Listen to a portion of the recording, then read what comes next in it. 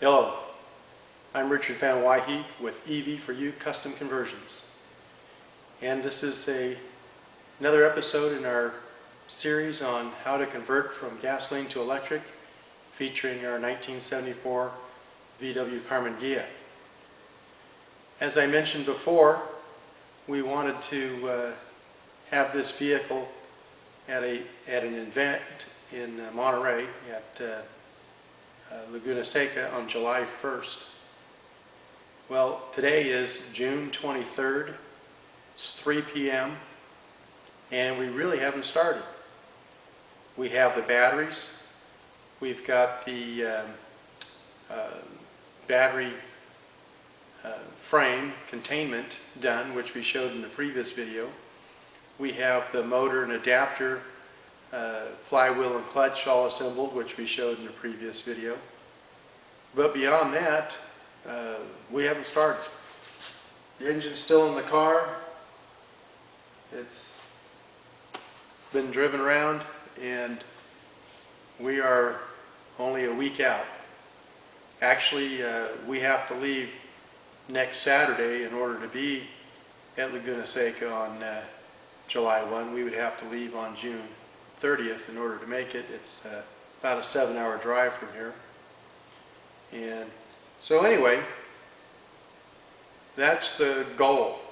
We're still going to try to make it for the refuel event on July 1st. Unfortunately, we have, or fortunately maybe, we have other projects going on in the shop, and so I'm going to have to do this by myself, which creates additional time issues. So my son is coming into town sometime this evening. He'll help me tomorrow only, and so we'll try to do a few of the things that are easily achieved, easier to do with two people. And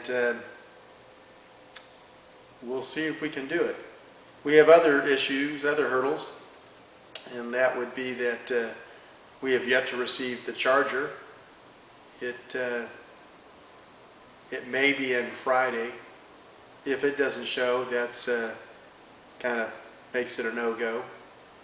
We don't have the controller, the DC to DC converter, main contactor, a few other things that I had but have gone to other projects, and so we're not in real good shape as far as where I'd like to be and what we really need to make this happen. It's not just a matter of doing the labor at this point. We're going to be waiting on some parts. So anyway, we'll try to remember in our haste to show you the progress. We were going to take our time and do this and be a little more conscientious about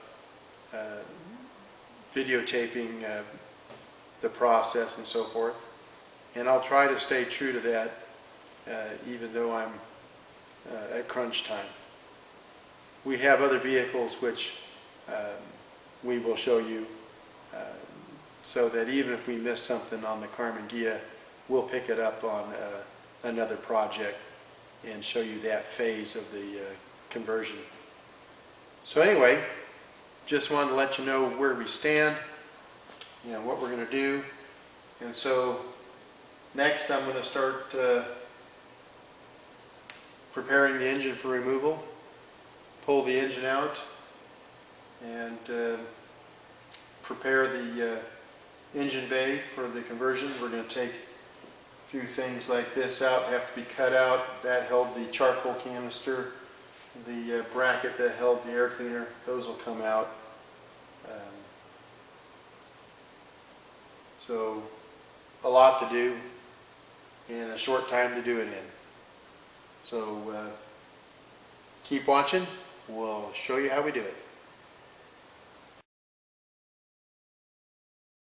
Alright, we've removed the engine and the gas tank, the filler neck.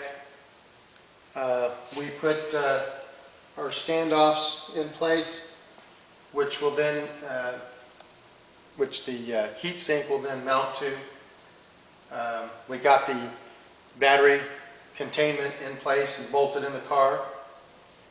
And so now we're going to roll this outside, clean it out real good, let it dry, and then we'll paint everything black in the engine bay here.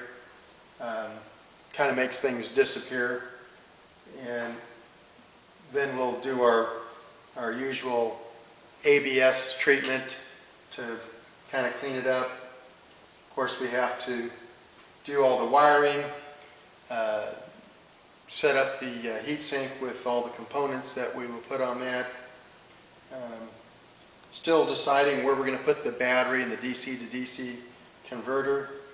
The battery and the stock Karmann Ghia is right here in the back corner. Don't like that. We won't be using a lead acid battery. We're going to use an AGM auxiliary battery. Where we're going to stick that, I haven't quite decided. Debating on a couple locations. But want it to be clean in the back here. Nothing but the conversion components. Nice thing about this particular conversion is everything's going to be in the back portion of the vehicle. The batteries are going to be where the rear shelf was on this 1974. Puts them nice and low. They're all in one spot. Means we'll have nice short cable runs, and then all the electronics will be right here, and of course your motor. So that's the plan. That's what we're continuing to work on. It is now 3:30 Sunday afternoon, 24 hours since spoke with you last. Did get sidetracked on a couple other things, but my son was here for a few hours and helped me do a few of these things that are a lot easier with two people. For instance, mounting the heat sink, fitting it to where it goes, and then one person on the other side to hold one side of the bolt, and person to hold the standoff. So, and then same way with mounting the battery racks. Got to mount a strap on the bottom side, and of course the nuts and so forth that go on the bottom. So it's just better with two people, someone to hold the top one, and someone to be cranking on the bottom one. So anyway, a little cleanup, and we'll continue on. First I'll show you what it looks like with the gas tank out and so forth, and we'll continue. Okay, here's the gasoline motor that was removed from the Karmann Ghia. It's a 2050 stroker motor, dual carb, and it'll now go on Craigslist. Won't be needing to adjust valves or change oil or anything like that anymore. And so here's the front of the car. Here's the battery rack in place, which we showed you earlier, just sitting in there. Here it is, painted and bolted in place. And the filler removed. And the area under the bonnet, now the gas tank has been removed. Quite a bit of room. Never been fond of the wiring that Volkswagen does. Quite a rat's nest.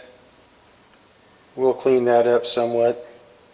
Not going to spend a lot of time on it this go around, since we're trying to get this ready for Laguna Seca in less than a week. So there you have it. So we'll go do a little cleaning, and we'll continue with the conversion. Good morning. So here we are, Wednesday, June 27th, 5 a.m. and not making much progress. We got the engine compartment cleaned out, got the motor installed, got our heat sink cut in place, just temporary right now for fitting. We still have to mount all of our components, many of which we're still waiting on. Also waiting on the charger and DC to DC converter and so forth, as well as we need to run to the parts store and get a ton of miscellaneous items. So lots of just things to do beyond just the obvious big things to do. We have got the batteries in place. We have been working on the interconnects. Just had nothing but interruptions this week. Today, I'm able to put about 3 hours in this morning and finish the interconnects, do some other wiring, and whatever else I think of at the time that I can do with what I have. And so I'll show you a close-up of some of the interconnects and the batteries going in, or in place, I should say. But just a few hours to work on it today. I have a board meeting to go to. It's going to be about 3 hours. Paperwork, emails, phone calls for return, just nothing but time eaters, and just not enough time and energy to do what I'd like to do. I've been pretty much going from 4:30 in the morning till 10, 11 o'clock at night, and this is just one little piece in that busy day, and unfortunately it's been a very little piece. So whether or not we make it for the July 1st deadline, it's very dubious, but we'll trudge on. The interconnects, depending on proximity of the batteries to one another, we either use a strap that comes with the GPS batteries to interconnect them, or every so often we have a distance that's greater, and so we take copper strapping that we have made. We buy the copper sheets and then shear it, and then from there we fashion it to fit whatever we need.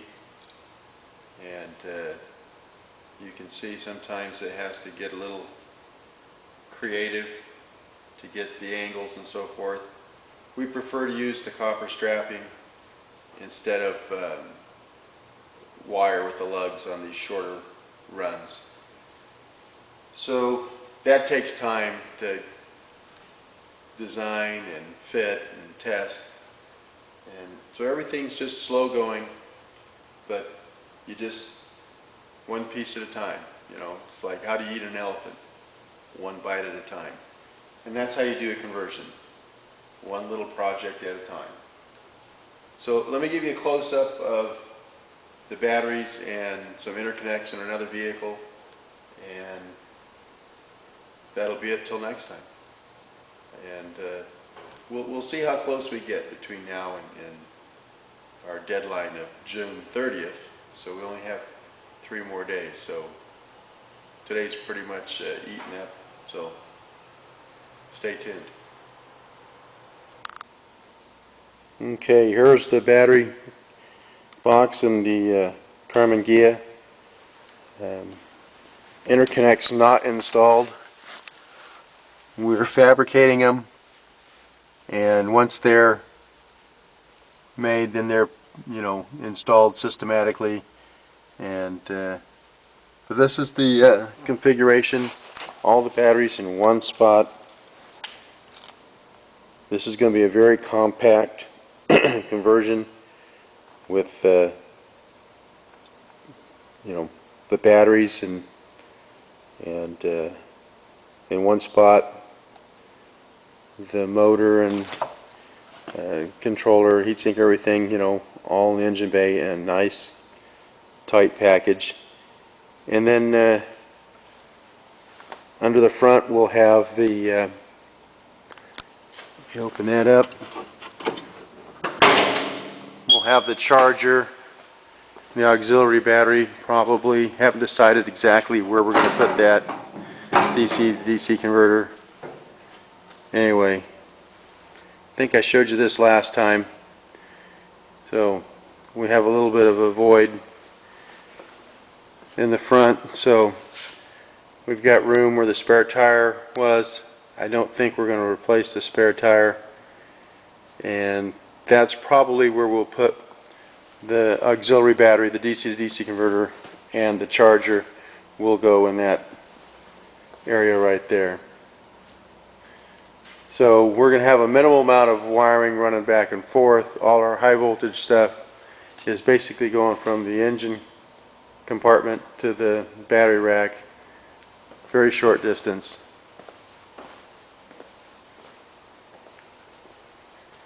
And of course this will all be cleaned up, all that wiring's going to disappear and go away. Some of it's going to be used. Why run wires that factory already provided for you? And so we'll do testing and see what's what, see what's switch 12 volts, see if there's 12 volts all the time, that type of thing. And then let's take a look at some interconnects that are in place. They're going to be hard to see in this vehicle because it's kind of in the dark, and we're using only lights in the shop as it's a little before sunup. But here's a, boy, I don't know how well this is going to show. Try the other side here. This is the end of one of the saddle packs, and so we come to the terminal here, and from that we go to a terminal mount and our cable, which runs over to the other side, to the other 3 batteries on the other side of the motor in this particular vehicle. So that's usage of the copper straps. We use the copper straps because the cable connections that are provided from the battery manufacturer are just crap in my mind.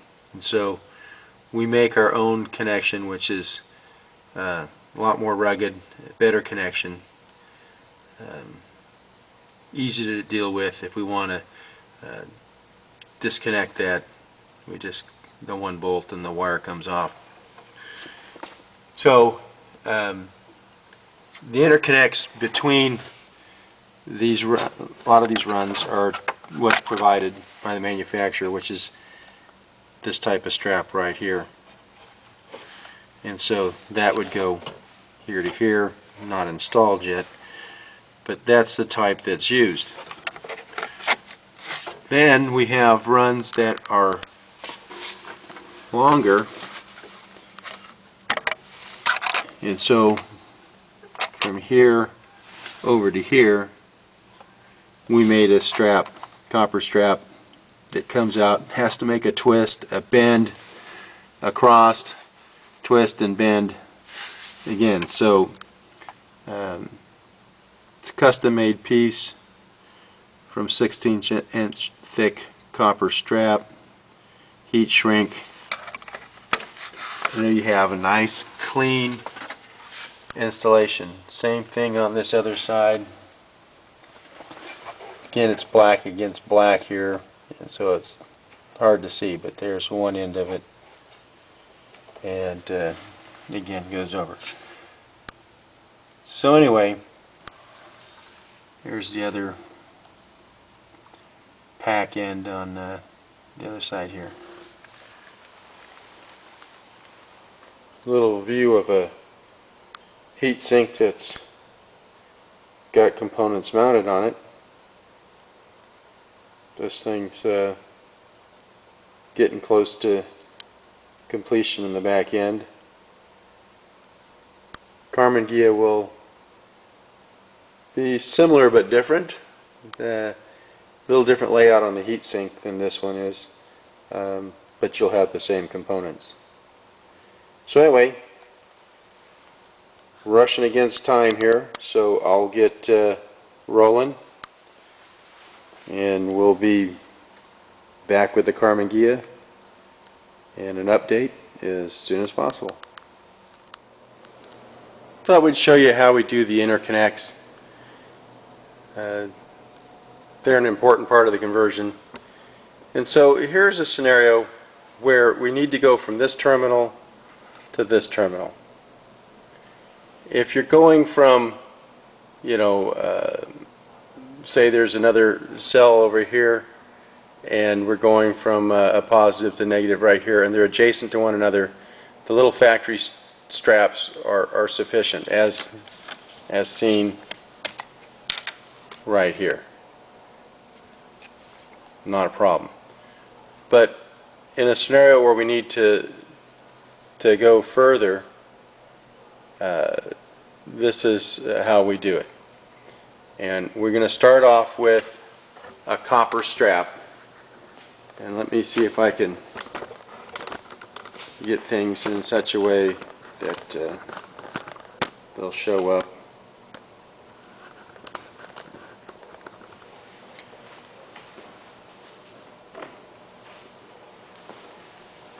We start with a copper strap. We buy it in sheets, have it sheared. And this is 7/8 of an inch wide, 1/16 of an inch thick, and it's at 12 inches long. So what we're going to do is we're going to take this piece and bend it so that this flat piece will come off of the terminal. It will twist and bend, twist, and go there, so that this one piece will be able to reach from terminal to terminal here. And so first thing, we want to get a measurement to where we want to start our twist. And so we put this on the terminal block, and we're going to make a mark right as it passes the edge here, just a little before, and that will be where we want to start the bend.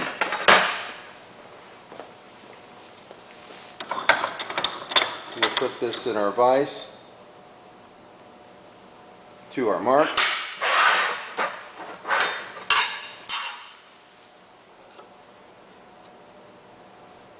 Make sure this is square.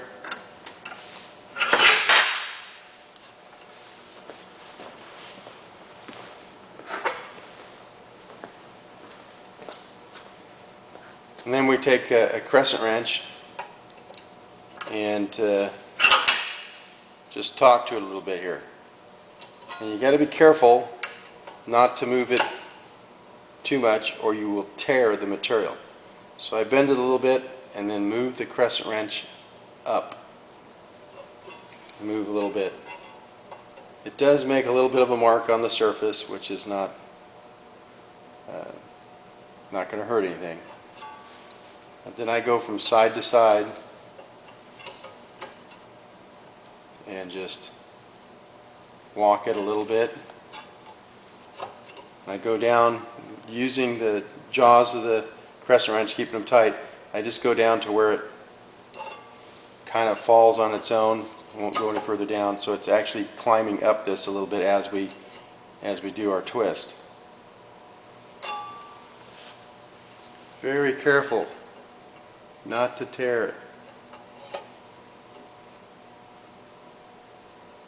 And I think I felt that one go.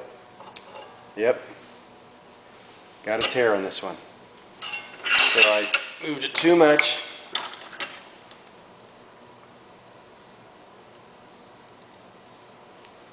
And so that's what can happen. It started to tear, and of course once it tears, you're not going to get the conductivity that you want. So let's grab another piece, and out of all I've done the last couple days, it's only the second one I've torn, thankfully. But we'll save this piece and we'll use it for a shorter run. So let me get another one.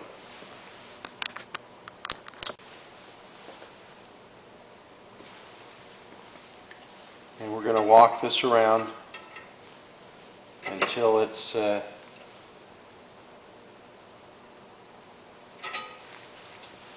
perpendicular to our starting point.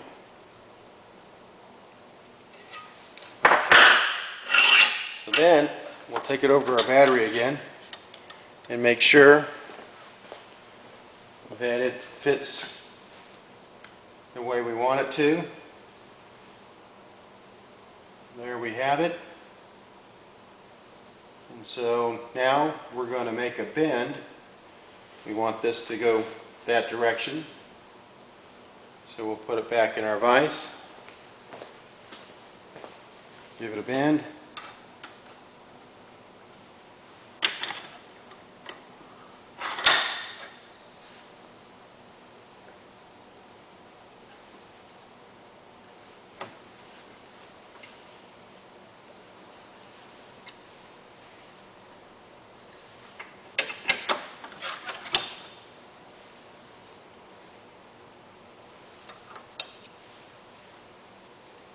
Go a little bit further here.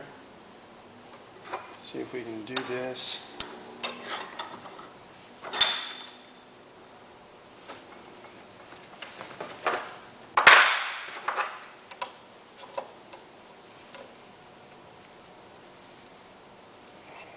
There we go.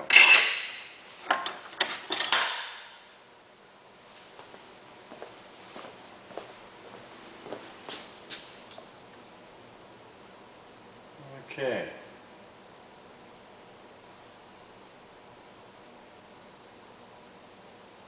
So looking good. I've done these before, so I know that 12 inches is what I need. So now I'm going to go to the other end and do the same thing.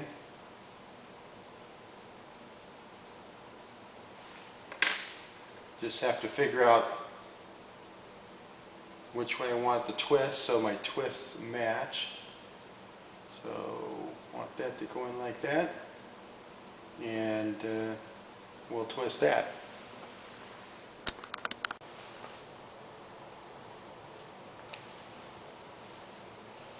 Okay, showing you how to make a copper interconnect.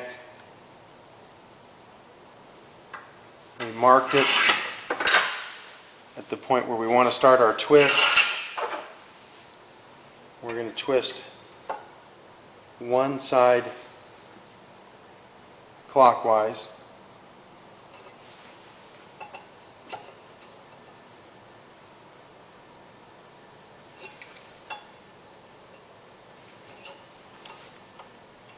You want to do this slowly and carefully, because if you do it too much in one spot, you can tear the copper.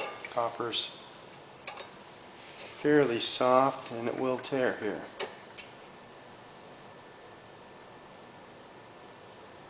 So just walk it around.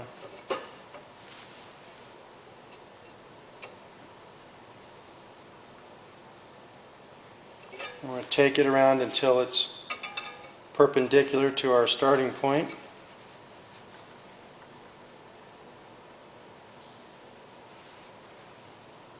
We're just about there.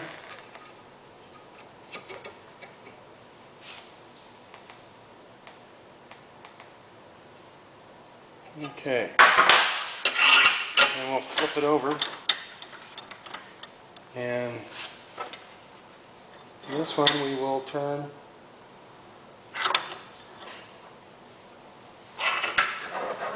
counterclockwise.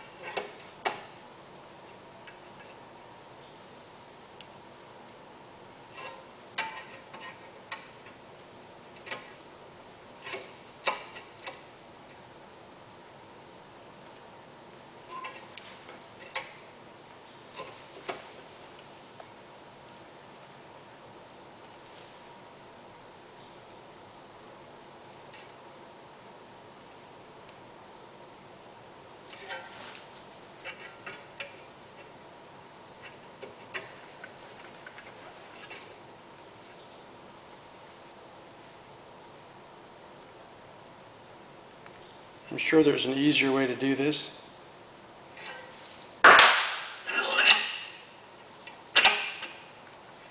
That's how we've been doing it. So now we have 2 twists. And then when we will bend this at the end of each twist to a 90, and that will fit between our battery posts. Looks dead on. So let's do that.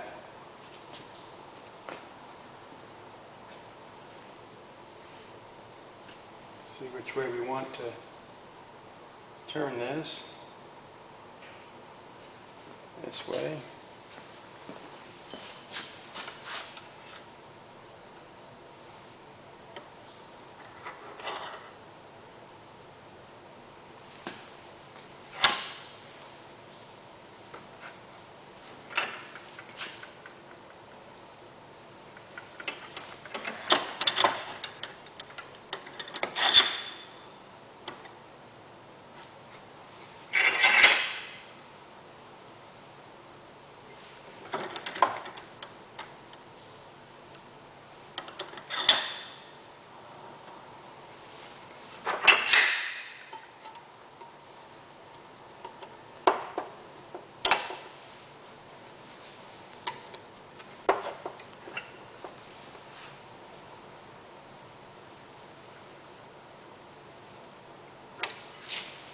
And at 90 degrees, we will do a final adjustment once we get it over to the battery.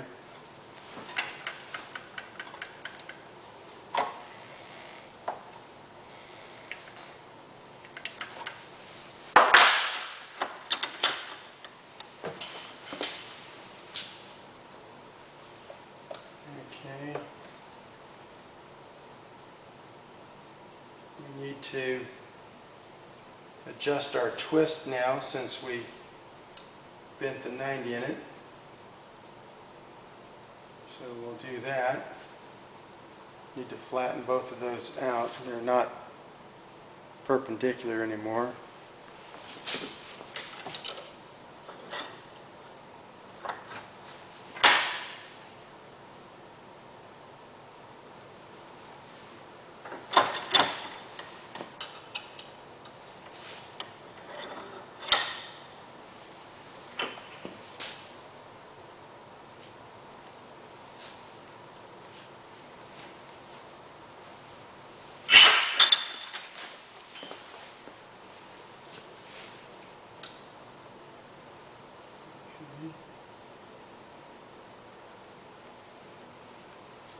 And so a few more adjustments.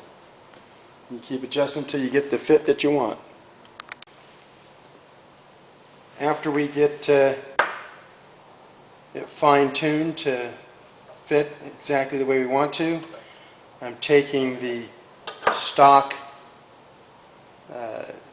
cable end that they provide, which I don't care for. using it as a template, we're going to mark the holes.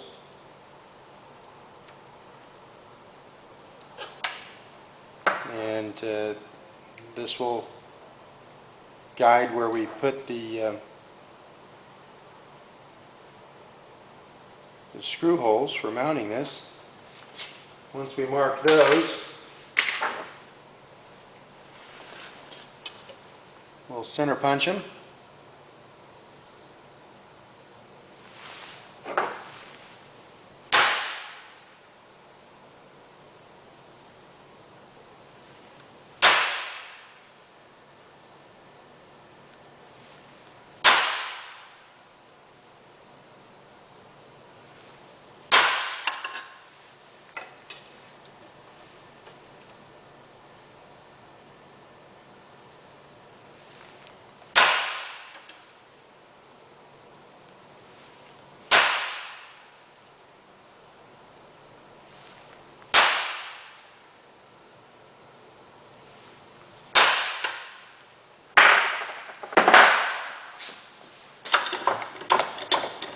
And we'll drill the holes.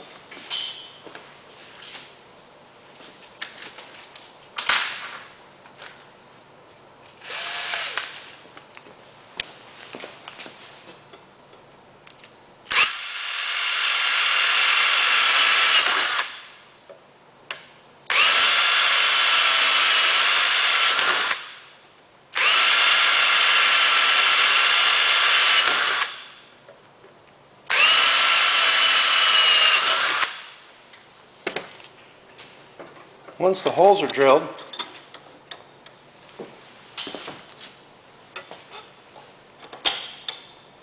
we'll clean this off. I just use a file.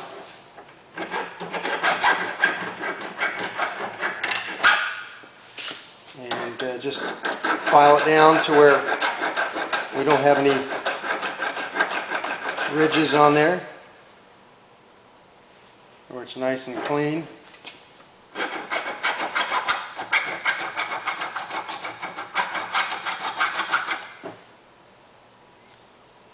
You can feel, make sure it's nice and flat.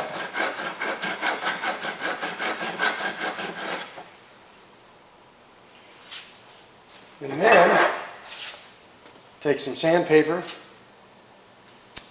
and remove all the oxidation.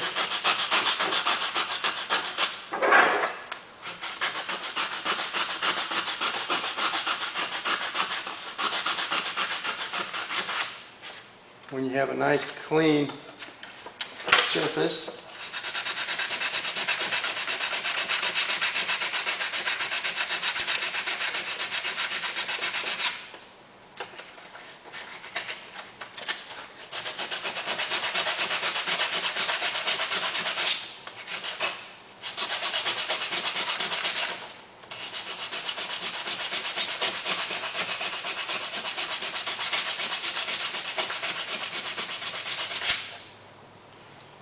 then we'll take and put our heat shrink on it.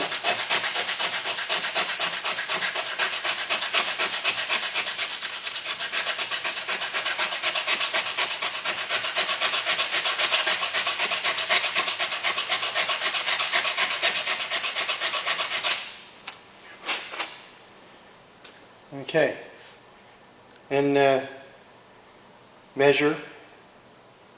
Put your heat shrink on. Careful when pulling the heat shrink on that you don't catch the edges and tear the heat shrink.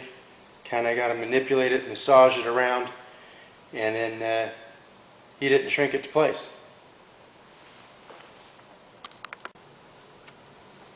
Okay, once you have your heat shrink on, simply heat it and shrink it into place.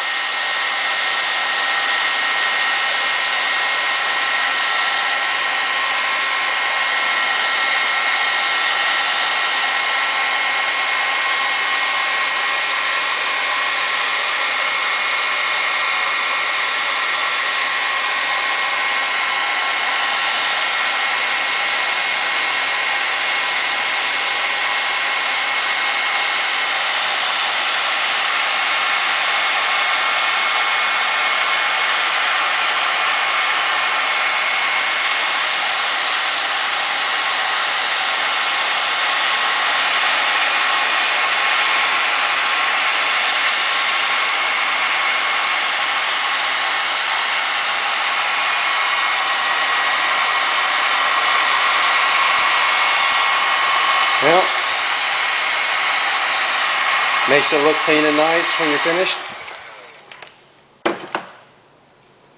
We'll let that cool for a second, and then we'll install.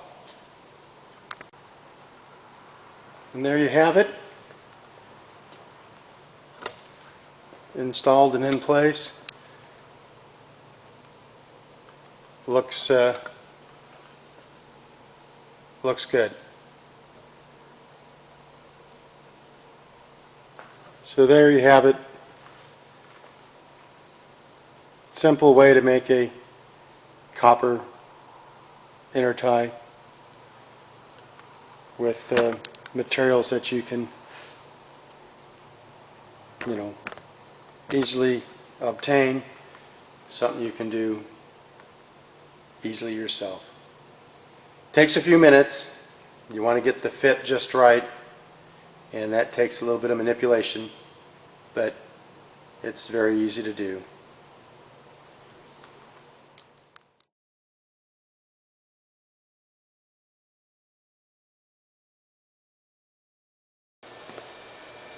Good morning. Well, today is Thursday, June 28th. We have today, tomorrow, and Saturday morning. I'd like to get on the road by noon in order to make it to Laguna Seca. That'd put us there 7, 8 o'clock in the evening. So we're quickly running out of time. Fortunately, yesterday, several of our components came in, and we're able to now do the heat sink. So here's the heat sink with most of the holes drilled. We laid out our components, decided how everything was going to be orientated, and have drilled the mounting holes and gotten ready for that. Also, yesterday we were able to finish our interconnects. So the battery pack is, the interconnects aren't all installed, but they're ready to be installed. That's one of the last things we'll do. We do that and put the sense boards on and that kind of thing about the same time. We ran our cabling for the pack voltage. We have a bunch of wiring to do today, figure out where our power sources are and so forth, and wire up the heat sink and all those components, run our wires, all our 12-volt wiring front to rear. Decided where we're going to put some of the components, not the exact placement yet, but decided where we're going to put the battery, the auxiliary battery, where we're going to put the DC to DC converter, where we're going to put the charger. So, a lot to do. We're too close to call it. The one game changer would be whether or not we receive the charger. I'm hoping it comes today. If not today, the only hope would be that it shows up tomorrow. If it doesn't show tomorrow, then this project's just on hold till it comes. So hopefully the charger shows up, and hopefully we can get all the work done and get on the road Saturday morning and not have to rush so much. So anyway, I'll show you the components once they're mounted, what it looks like. We'll start installing things in the vehicle, and it'll start going a little faster. Right now, yesterday had a meeting to go to, lost a good 3 hours or more of my day, multiple trips to the hardware store, interruptions, just doesn't feel like you get a lot done. But I was here from 5 a.m. To about 8 o'clock, and then I was here until about 8 o'clock last night. So I get about a 6-hour window to get things done. So we'll see what we can do today, and we'll shoot the next segment.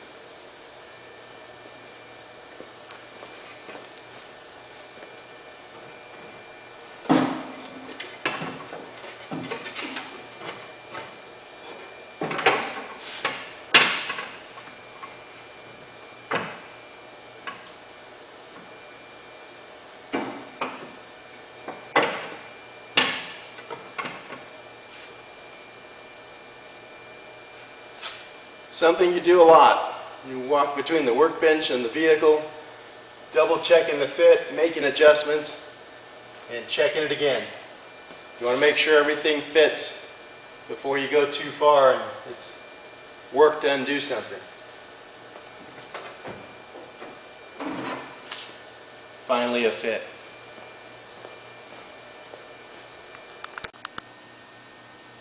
Here's a view of the components mounted on the heat sink. This is prior to wiring it up, but this is the start. So we have the Curtis controller, we have our pot box, our main contactor, our shunt, pot box relay, our throttle position relay, our EMS module, and a terminal strip. Those are the components that will be mounted either directly on the heat sink or attached to it. So now we'll run the wires, all the wiring that is associated with this, and then all the wires that come in from somewhere else will attach to the terminal strip. Okay, at the workbench here, wiring up our heatsink component board. One of the things that I like to do is keep everything nice and clean. And so one of the ways that we do that is route wires through looms. Think about how the routing should be so that you don't have random wires. Run wires together when possible. We zip tie them together and close them in a loom.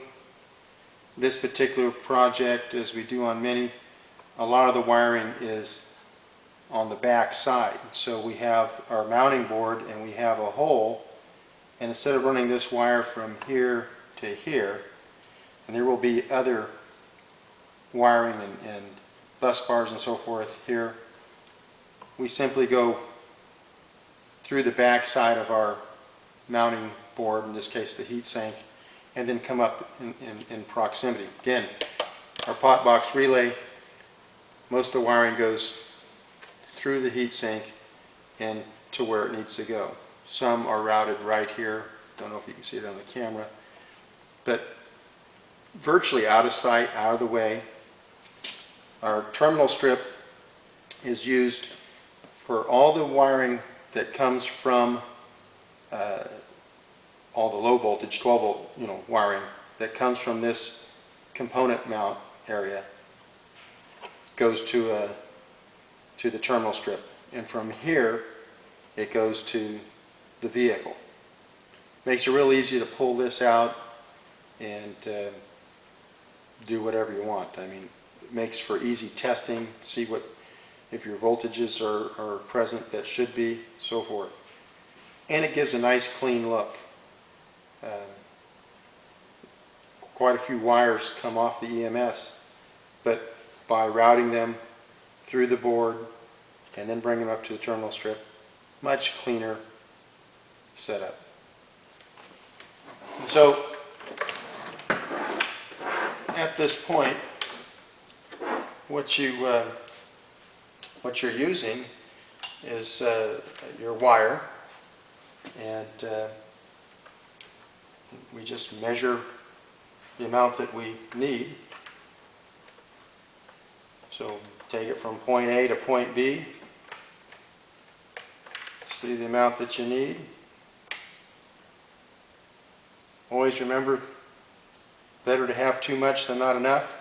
It's easier to shorten it later on, but you can't make any wire be there that wasn't already there. So we cut it, strip it,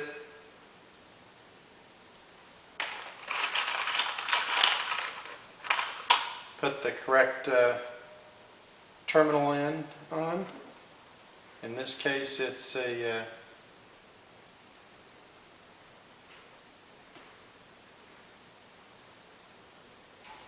ring. And the other side will have a spade. Route it through my hole.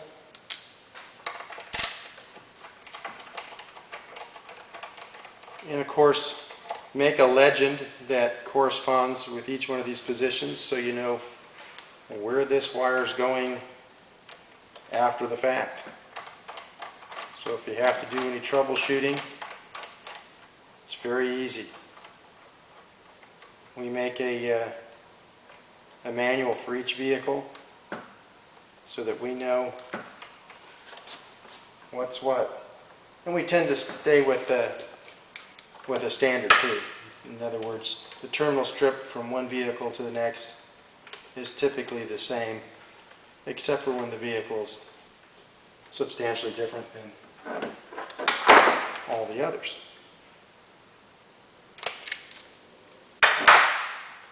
And this gets a female spade end on it.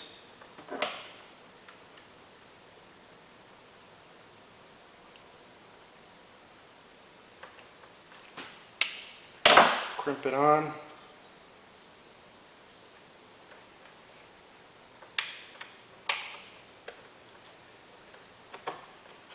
Press into place.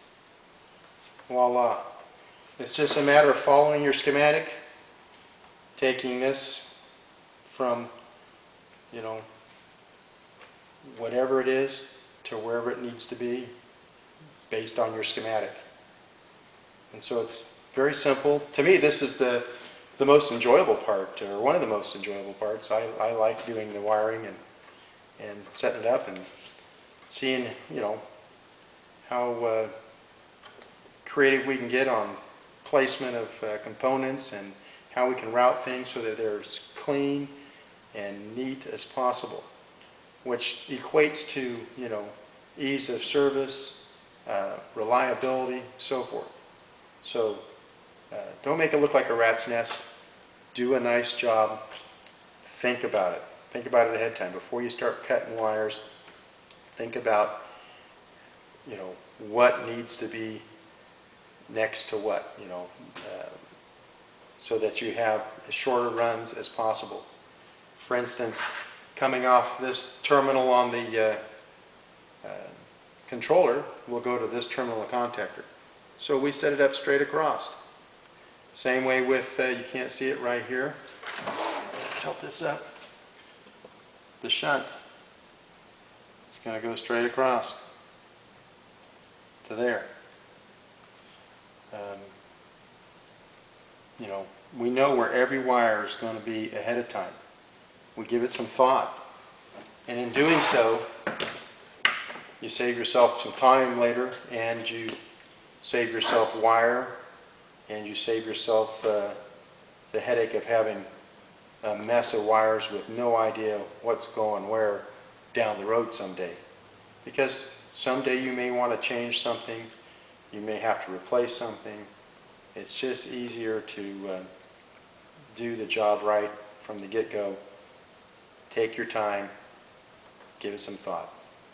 So as soon as we finish wiring this up, which we're getting close, then we'll install it in the vehicle.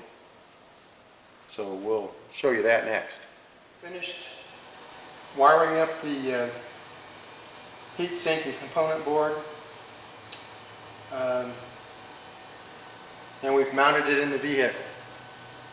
So now we need to mount or wire the vehicle wiring to our terminal strip, to our component layout here, as well as the line from the heat sensor on the motor. Our fan standoffs here is where the fans will go. They still need to be wired. That's our two blanks here. One's for the switch for the motor temp and the others for the fans. Anytime the key's on, the fans will run.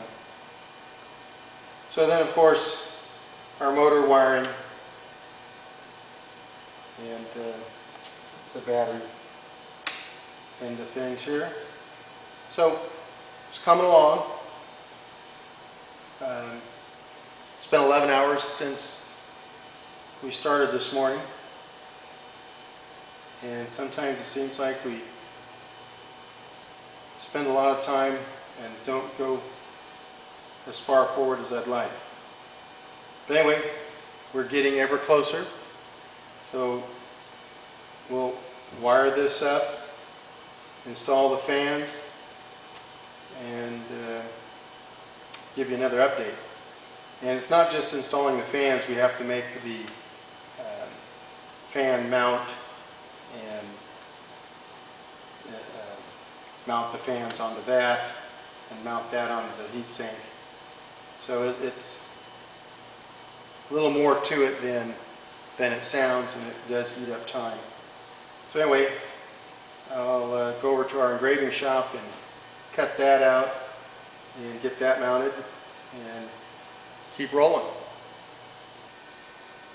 Here's a close-up of the heat sink and terminal or component board mounted in the vehicle before it's completely wired, before the fans are mounted. Give you a little idea of what things look like. And we haven't, wire tied, haven't used zip locks on any of the wires yet or anything. Things are still kind of hanging loose, but you can see even at this point it's fairly clean.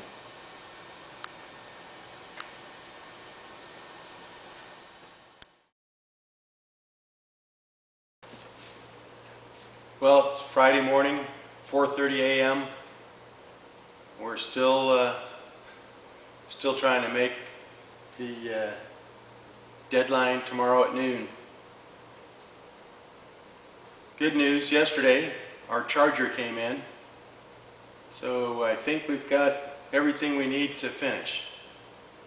What we did yesterday was we got all our components installed. I believe the last time we spoke, we had to put the fans in. We've got those in and wired. So next what we're going to do is we're going to relocate the 12-volt battery. It used to sit right here in this corner. We're going to relocate it up to the front. And so install the battery, the DC to DC converter, the charger, our safety interlock and inertia switch. All those will be mounted and installed up front. We still have to finish wiring our interconnects. They've all been made, as I showed you earlier. So we just need to install those. But before we do that, we'll test the DC systems, make sure everything is working. Once that's working, we'll install the rest of the interconnects on our pack. Then we'll test to make sure our motor's working. That was another thing. That's the last thing I did last night was hooked up the throttle. So once we know that everything is working, then we still have to install the display for the EMS, and then install our sense boards on our cells, wire those, and we should be good to go. Once everything's tested, which we will do systematically. And so hopefully everything works the way it should, and then we can load her up in the trailer and head for Monterey, California. So I'll show you the front end once we get those components in place and everything. So back to work. Well, it's Friday night, about 8:15 p.m. We have a little over, now we got about 15 hours till we need to take off. Here's the back. We have one problem. One of the fans isn't working. We've never got a bad one before, but this one, it is trying to pull, it just doesn't rotate. So we'll have to replace that. But pretty much ready. You see tape on the motor, that will be removed. We just cover the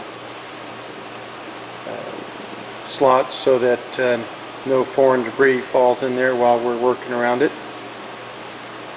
And so today we finished hooking up the EMS system.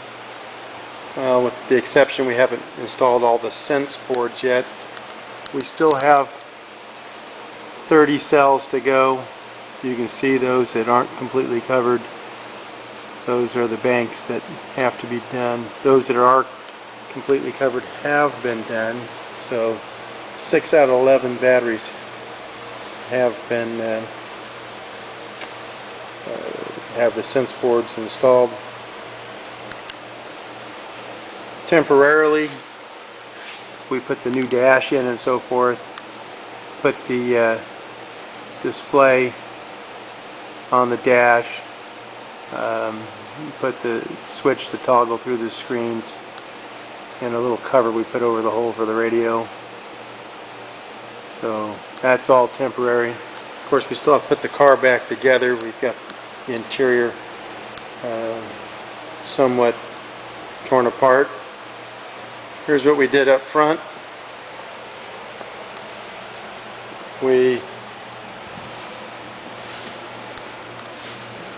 put the battery up front.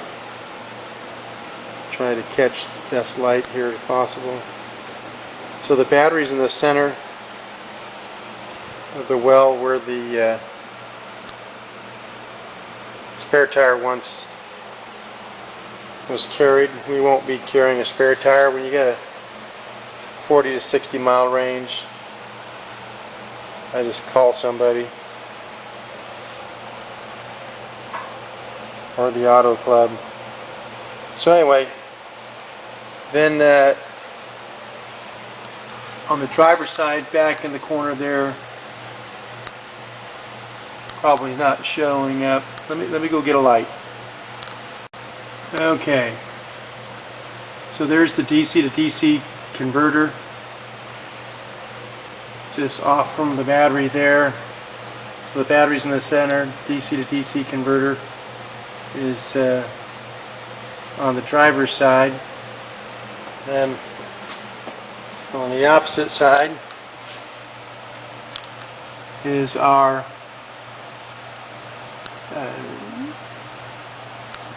safety interlock, our inertia switch, and the outlet where we plug in the charger. And then where the gas tank once was, we covered the hole and installed the battery charger right there. Once the car is restored, things will look different. But this is to get us to Laguna Seca, hopefully. There's the VW mess, of course. We cleaned up some of it. There's our key switch relay, our 12-volt terminal right there. That takes 12 volts back to the back, brings the 12 volts from the battery and takes it to the fuse block, so forth. So we cleaned up the wiring that we're associated with. Someday we'll clean up the rest of that. So one other thing to show you here, and that is the charge port. Open it up.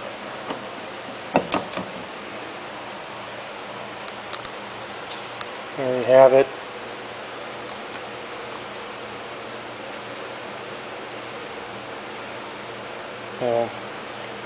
We're not running the J1772 on this car.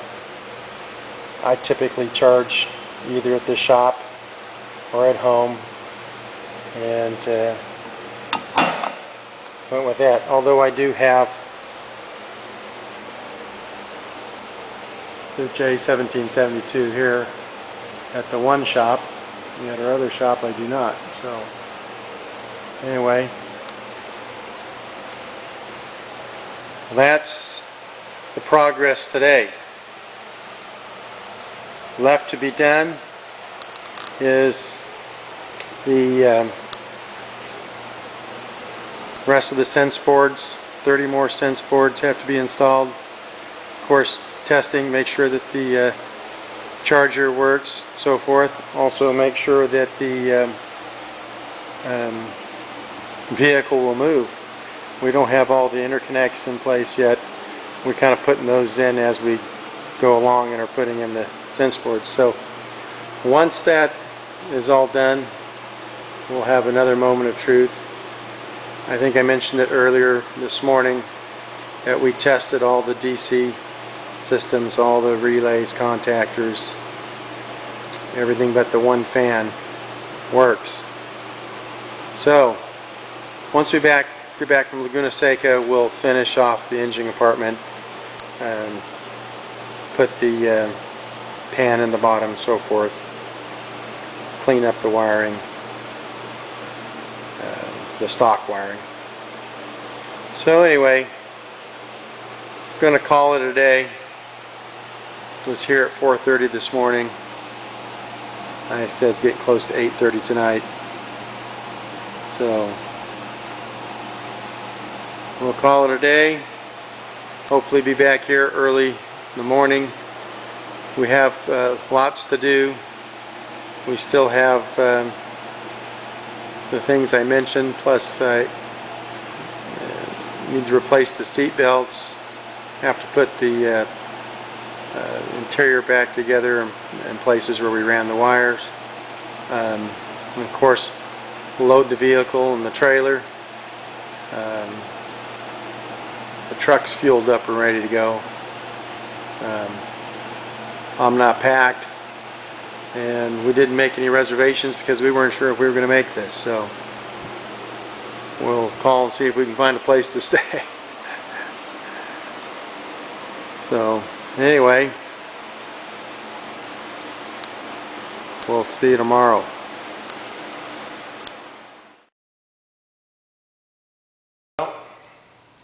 We've called off the Laguna Seca trip. We got the car nearly completed. A few things still need to be done. The battery box needs to be covered. That was the main thing. Everything else could be buttoned up and ready for the trailer. We had a couple issues though that cost us some time. One was we had two bad sense boards which we had to repair Took us some extra time to do that. And then the clincher was, we've got a problem with the charger. For some reason it's not charging. So without a charger, we can't charge the pack, and not worth dragging it to the racetrack. Did take it for a little drive around the industrial park, and it scoots real well. I'm real pleased with the way it drives. It's got lots of acceleration. It handles nice. This 312-pound pack makes it nice. It doesn't really have a noticeable feel in the braking, acceleration, or handling, which is why we like to do this particular conversion. So anyway, we did it in a week ago today. This is Saturday, June 30th. A week ago today, this was powered by a gasoline engine.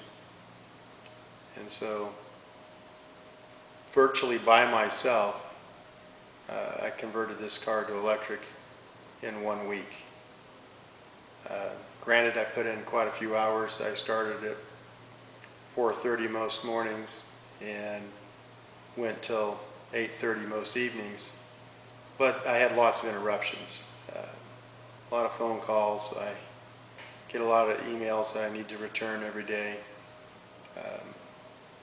I own multiple businesses, so I get people calling and questions and so forth. So it wasn't straight through work on this single project, but I did dedicate a lot of time to it, more than I would normally in any given week.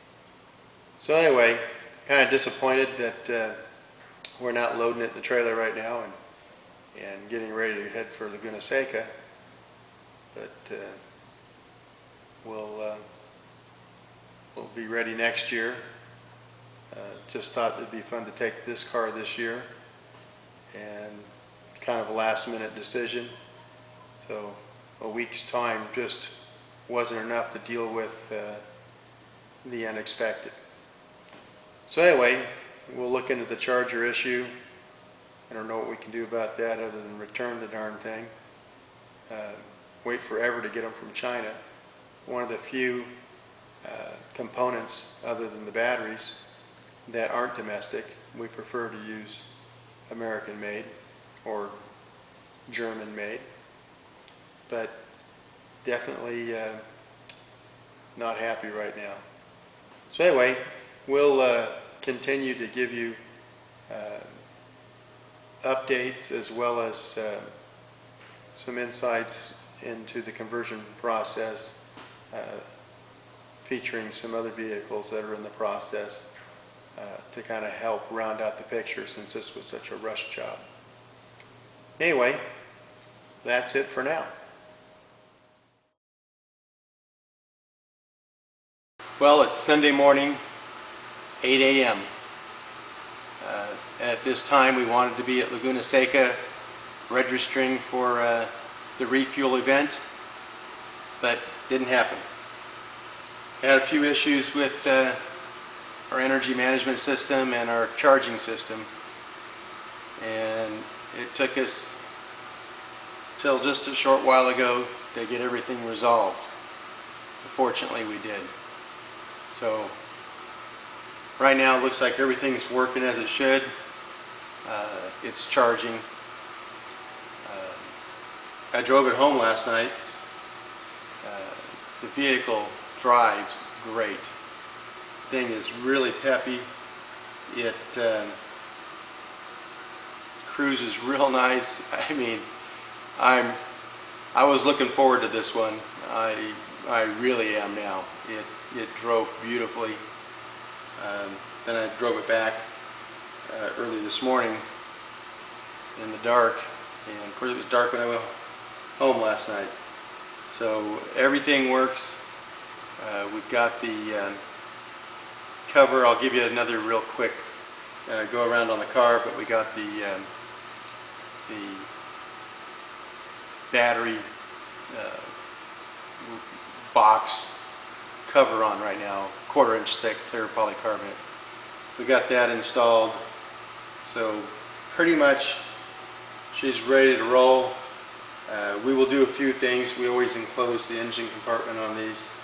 That's yet to be done. Not a real big hurry to do that right now. Definitely before winter. Clean up some wiring into the front end, some of the stock wiring and some stuff that looks like people have added over the years. Just a few little attentions to detail still to be done.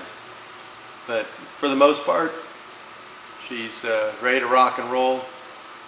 And so it was a long week. I'm getting too old to do this kind of stuff. I normally put in long hours, but doing this really taxed me. It started to take the fun out of it, and that's no good. So anyway, when you do a project, always give yourself ample time. It's a much more enjoyable project if you come up against some adversity that you can walk away and sleep on it,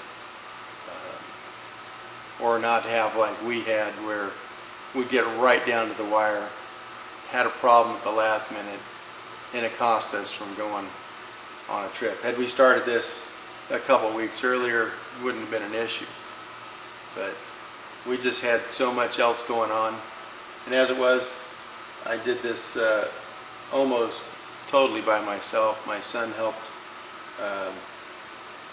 pull out the other engine and mount the battery rack and mount the heat sink. It's just easier with two people, someone on one side, someone on the other. Same with putting the battery rack in and doing the straps on the bottom side and so forth. A lot easier with two people. So he helped do that. The rest of it I did by myself, and it was a lot to do with the amount of time that I had.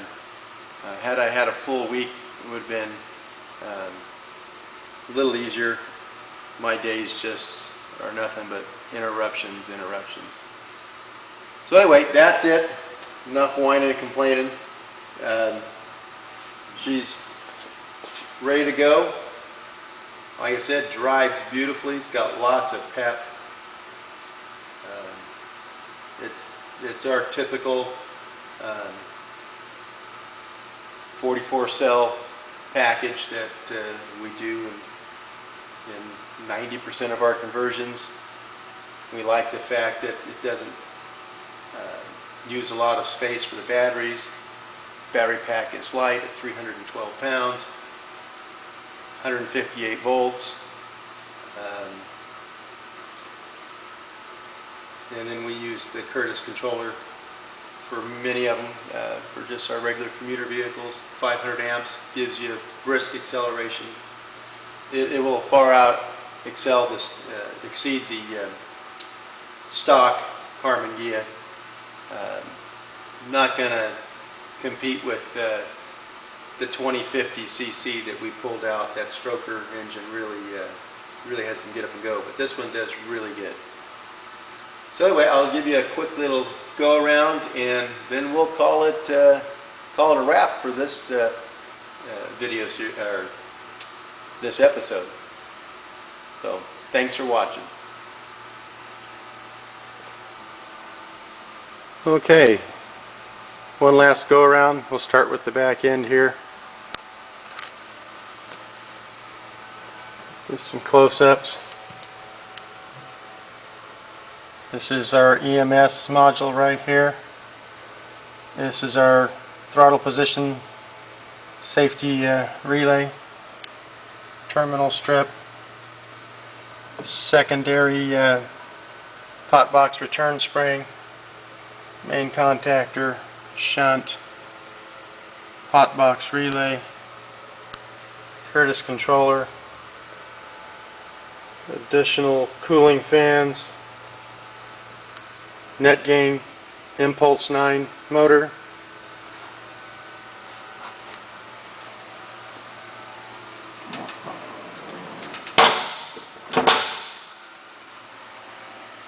Nice, clean looking car. Beautiful Italian design and German German construction. See if we can get a picture of the back here. Carpet will be cut and fit in the back, in the very back. Look at all that space you have back there. What a grocery getter.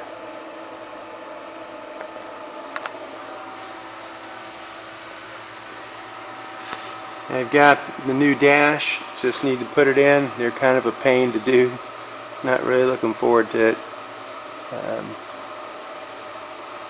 Anyway, got that to put in, so that'll be coming up next. A charge port. The noise you hear is the cooling fans on the charger.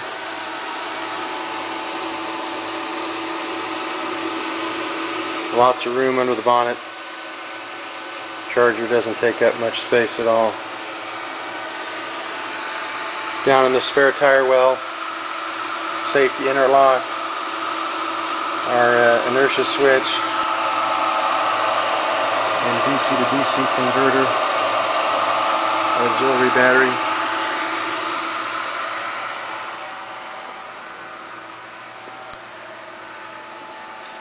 Okay, you can see the EMS display on the dash. That's temporary. I don't know where we're going to put it at this point, but it won't go there.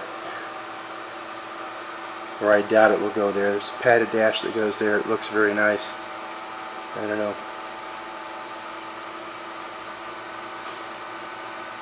Anyway, and that lever right there, which we will label and change, that's our emergency disconnect, which operates the switch, or switch behind the driver's seat. That's for emergency and safety, or service disconnect. So that's the battery box. Try to get a better view here.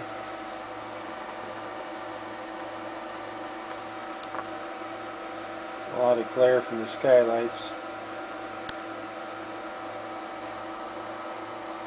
There you have it.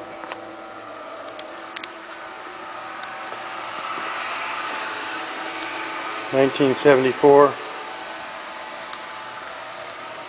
VW Karmann Ghia, completely electric, and soon to be charged and ready to roll.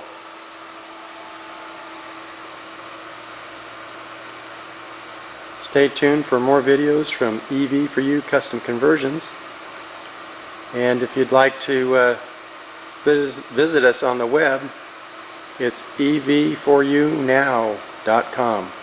ev4unow.com. As always, thanks for watching.